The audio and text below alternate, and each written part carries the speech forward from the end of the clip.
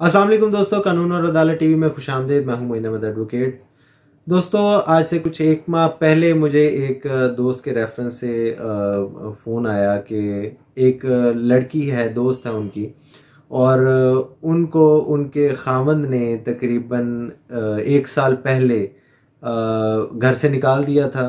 और फैमिलीज़ ने आपस में बैठकर उनका जो सामान जहेज था वो भी वापस करवा दिया था। और उस शख्स ने कहा था मैं इनको डिवोर्स दे दूंगा। लेकिन 1 साल का अरसा गुजर गया है, ना वो खर्चा दे रहा था, ना वो डिवोर्स दे रहा था। और बकौल उनके उसका कहना था कि मैं इसी तरह रखूंगा, ना मैं बसाऊंगा ना मैं छोड़ूंगा। ये इंतहाई शर्मनाक और एक अलमिया है हमारे माशरे का कि जो कि कुरान और सुन्नत के भी खिलाफ है कि अगर आप एक औरत के साथ निभा नहीं कर सकते तो इज्जत के साथ बिल्कुल अलहदा हो जाएं, आप बजाय कि उसको अजियत दें, आप इज्जत से उनको अलहदा कर दें। उस शख्स ने 1 साल से ज़्यादा अरसा उनको डिवोर्स भी नहीं दी और ख़र्चा भी पे नहीं कर रहा था। उस पर मैं आज का जो एक मुकदमा है, कहानी इसी हवाले से बिल्कुल डिट्टो फैक्ट्स हैं जिसके 2020 YLR पेज 1586 और ये कराची सिंध हाई कोर्ट की जजमेंट है। इसमें केस के फैक्ट्स कुछ यूं हैं कि एक लड़की की 1999 में शादी होती है और उस शादी के बाद जो लड़का है उसने रुखसती के लिए कुछ वक्त जो है वो कहा कि मुझे कुछ वक्त दिया जाए, मेरी इस्लामाबाद में जॉब है और उस जॉब की सेटलमेंट के लिए मुझे कुछ टाइम चाहिए। बाद में पता चला कि उस जॉब के लिए उन्होंने जिस जॉब जहाँ पर वो जॉब कर रहे थे वहाँ पर एक पैकेज ये था कि कोई शादीशुदा जो शख्स है वो अपना निकाहनामा देकर तो अपना घर अलॉट करवा सकता है। तो शादीशुदा लोगों को वहाँ पर घर जो था उस जॉब पर वो मिल रहा था। इन्होंने वो निकाहनामा वहाँ पर प्रेजेंट करके घर ले लिया, लेकिन रुखसती बच्चे की नहीं करवाई। 1999 से लेकर तकरीबन 13 साल 2012 तक कभी, अब प्लेंट के मुताबिक जो बच्ची ने अपनी प्लेंट में लिखा उसने कहा कि कभी इन्होंने सर्दियों का बहाना कि अभी सर्दियां आ रही हैं, सर्दियों की वजह से हम नहीं कर सकते रुखसती, कभी गर्मियों का बहाना अभी बहुत गर्मी है इस वजह से रुखसती नहीं हो सकती, कभी मुहर्रम का बहाना बना देते थे, कभी रमज़ान का बहाना बना देते थे, कभी कोई इनके ख़ानदान में फौत हो जाता था। हत्ता कि उस लड़की की वालदा की डेथ हो गई जिस पर उनका कहना यह था कि मेरी रुखसती ना होने की वजह से उनको इतनी तकलीफ थी, वो इतनी परेशान थी कि उनको हार्ट अटैक हो गया। जो कि आमतौर पर बच्चियों के हवाले से वालिदैन परेशान भी होते हैं। इसके अलावा भी मतलब ना 13 साल एक बच्ची जो है उसका निकाह भी हो गया, ना वो कहीं और शादी कर सकती है, ना उसकी रुखसती हो रही है।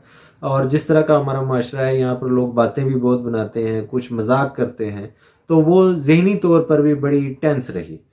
हत्ता कि उसने 2013 में एक लीगल नोटिस भेज दिया कि आप मुझे डिवोर्स दे दें, मैं आपसे खुला लेना चाहती हूँ, मैं आपसे डिवोर्स लेना चाहती हूँ, आप मुझे डिवोर्स दे दें। उस लीगल नोटिस का भी रिप्लाई उन्होंने नहीं दिया और डिवोर्स भी नहीं दी। फिर उन्होंने एक सिविल सूट फाइल किया कि मुझे पिछले 13 साल जो आपने खर्चा देना था, जो कि मैंने बिल्कुल भी आपसे डिमांड नहीं किया, मुझे वो खर्चा पे किया जाए और जब तक ये दावा डिक्री नहीं हो जाता, इसका एंड नहीं हो जाता, मुझे इसका खर्चा भी पे किया जाए। कोर्ट ने पहले तो एक प्री ट्रायल रिकन्सिलिएशन प्रोसीडिंग्स होती हैं और दावा कंप्लीट होने के बाद, शहादत वगैरह होने के बाद पोस्ट ट्रायल रिकन्सिलिएशंस होती हैं। दोनों फेल हो गई क्योंकि लड़की का कहना यह था कि इसकी इस हरकत की वजह से मैं इससे बहुत ज़्यादा नफरत करती हूँ और मैं अब इसके साथ नहीं रह सकती, लेकिन मुझे पिछले 13 साल का खर्चा दिलवाया जाए। और जो उनकी डिमांड थी वो तो खैर कुछ 10-20 करोड़ के करीब थी, लेकिन वो अब चूंकि उनका दावा बहुत डिलेड था, 2013 में उन्होंने दावा दायर किया और 2017 में उनका दावा डिक्री हुआ। तो कोर्ट ने जो पिछले 13 साल था उनका तो सिर्फ इसलिए डिक्री नहीं किया कि 13 साल आपने दावा दायर क्यों नहीं किया। तो जितना आप डिले करते हैं, कोर्ट जो है उनके लिए भी जाहिर बात है इस चीज़ को जस्टिफाई करना बहुत मुश्किल होता है कि ये पिछले जो इतना अरसा रहा है उसमें आपने ये दावा दायर क्यों नहीं किया।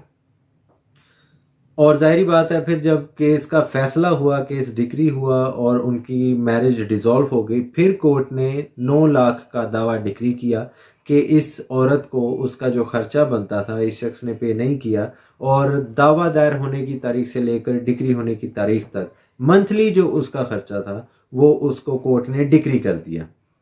उस फैसले को लेकर उस शख्स ने अपील फाइल की कि जनाब ये बिल्कुल गलत है, मैं इनको बसाना चाहता था और इनकी तरफ से रुखसती की डिले हो रही थी, ये रुखसती नहीं कर रहे थे, इनकी शराइत बढ़ती जा रही थी, कभी ये सोना मांगते थे, कभी ये पैसे मांगते थे, कभी ये खर्चा मांगते थे, कभी इन्होंने कहा कि 10 लाख रुपया साथ देंगे तो हम बच्ची रुखसत करेंगे वगैरह वगैरह।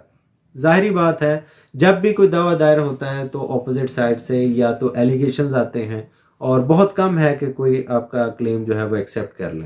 तो कोर्ट ने पहली बात जो उनसे पूछी कि अगर 13 साल रुखसती नहीं हुई थी तो आपने कॉन्जुगल राइट्स का कोई सूट फाइल किया था, आपने कोई हुकूक ज़ानाशोई के हवाले से कोई कोशिश की थी? तो उनका जवाब था नहीं। तो इस बात पर फिर कोर्ट ने कहा कि आपने भी तो रुखसती के लिए कोई कोशिश नहीं की थी, आप ही रुखसती के लिए कोई कोशिश करते, रिकॉर्ड पे तो ऐसी कोई चीज़ नहीं है। इवन अदरवाइज लीगल नोटिस में आपसे उन्होंने कोई शराइत डिमांड नहीं की, कोई भी किसी किस्म के कोई पैसे नहीं मांगे आपसे, सिंपल आपको कहा कि आप डिवोर्स दे दें, आपने उस पर भी कोई रिप्लाई नहीं दिया। तो इट मीन्स कि आपने जानबूझकर उनके साथ ये ज्यादती की है।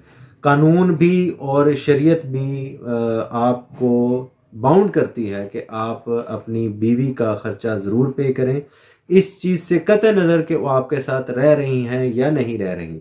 ये बात की बात है कि वो आपके साथ क्यों नहीं रह रही। अगर वो नाफरमान है और आप ये इस्टेब्लिश कर लेते हैं तो फिर कोर्ट का अदरवाइज व्यू होगा, लेकिन आप रुखसती के लिए भी कोई कोशिश नहीं करते, लेकर भी नहीं जाते और आपके निकाह में भी वो हैं, तो फिर नानो नफका जिस वक्त बच्ची की शादी हो जाती है तो उसका खामन उसके नानो नफके का, उसकी मेंटेनेंस का जिम्मेदार है, उसके वालिदैन या बहन भाई नहीं है।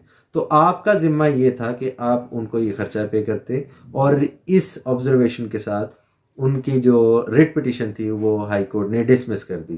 तो जो कोई भी इस हवाले से सोचता है कि बच्ची का निकाह हो गया है, रुखसती नहीं हुई, तो खामन भी खर्चा भी पे नहीं कर रहा, रुखसती भी नहीं कर रहा, तो आप खर्चे का दावा ज़रूर करें, देर ना करें, क्योंकि जस्टिफिकेशन देनी पड़ती है हर एक डिले की कि आपने कोर्ट से रिज्यू क्यों नहीं किया।